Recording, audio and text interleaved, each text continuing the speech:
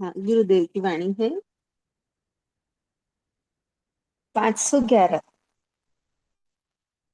511 number. गुरुदेव कह रहे हैं, दौलत में दो लत है।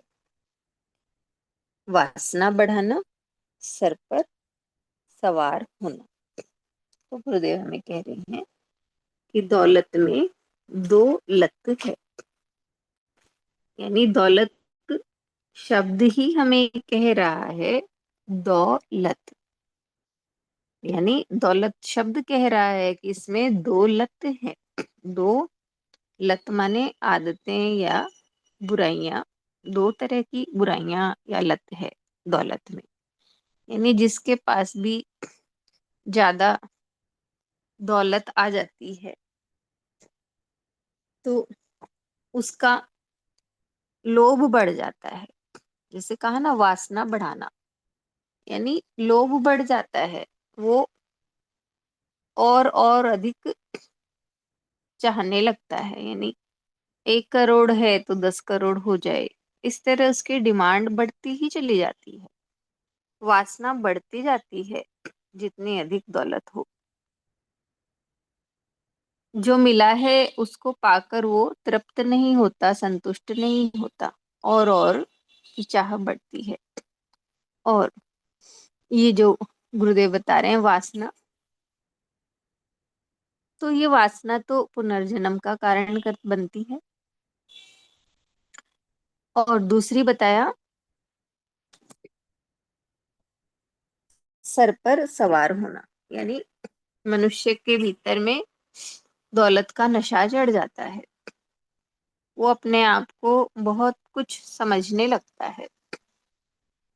जैसे सुबह या लेसन में सुना था ना कि जिसके पास धन आ जाता है उसकी तो चाल ही बदल जाती है। तो वैसे ही जिसके पास दौलत आ जाती है उसके सर पर सवार हो जाता है। यानी उसके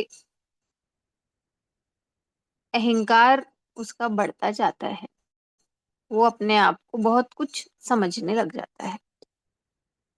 तो जैसे गुरुदेव ने संतमणि में भी कहा कि जैसे धन जिसके पास जितना जितना बढ़ता है, व्यक्ति उल्लू पर उल्लू बनने लगता है या उल्लू पर सवार हो जाता है।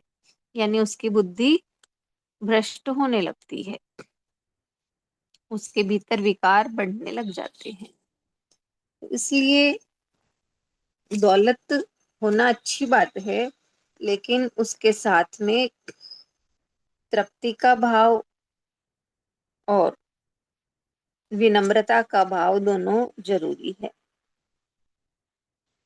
क्योंकि अगर ये दौलत के साथ में अगर हमारे वासना बढ़े, यानी और की चाह बढ़े, तो ये भी मनुष्य से गलत काम करवाती है कि वो और अधिक पाने के लिए गलत काम करता है, किसी का भी अहित करता है।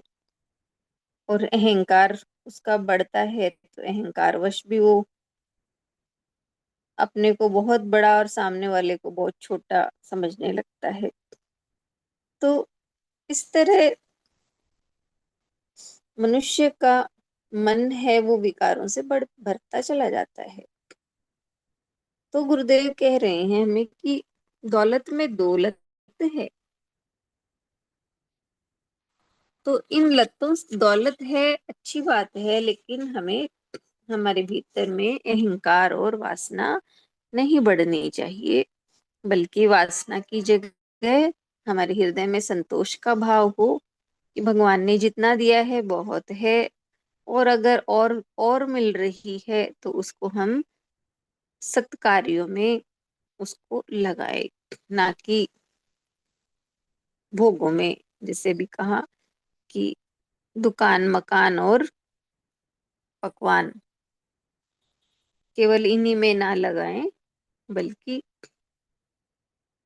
सत्कर्म में इस दौलत को लगाएं, ताकि इसका भी, इस लक्ष्मी, इस धन का भी सदुपयोग हो। और मनुष्य का जीवन भी हमें मिला है तो परम धन या परमात्म धन पाने के लिए मिला है। ये बाहरी धन तो गुरुदेव कहते हैं कि एक साधन के रूप में है जीवन को चलाने के लिए। तो इसके पीछे जीवन को खत्म नहीं करना है कि इसी में ही व्यक्ति धन धन कमाने में ही जीवन को खत्म कर दे। धन में लगा हुआ व्यक्ति ना परिवार की ओर देखता, ना और किसी तरफ देखता, उसका ध्यान केवल धन पर ही है। ना अपने हृदय पर की तरफ ध्यान देता कि किस तरह धन के लिए उसका हृदय है, चिंता से ग्रसित है। इस तरह से भाव गुरुदेव का समझ में आया कि दौलत में दौलत है, वासना बढ़ाना और सर पर सवार होना।